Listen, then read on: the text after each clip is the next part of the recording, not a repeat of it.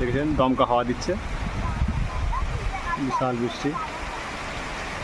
সব থেকে ব্যাপার হচ্ছে আমি যে জেলায় বিয়ে করেছি হুগলি জেলা খুশিগঞ্জ এলাকায়, এটা তারকেশ্বর অন্তর্গত এলাকা পড়ছে, এটা পরশুরা থানা।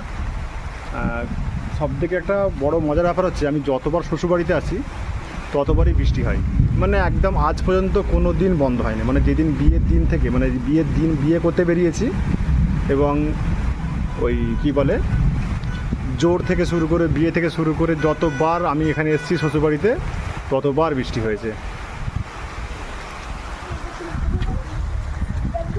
তো মানে যতবার এসেছি আমার লাইফে একবারই বৃষ্টি হয়নি, তাও সেদিনে মেঘ করেছিল। আমি যদি এখানে কম বেশি 40-50 বার এসে থাকি ততবারই বৃষ্টি হয়নি, এটা সত্য কথা।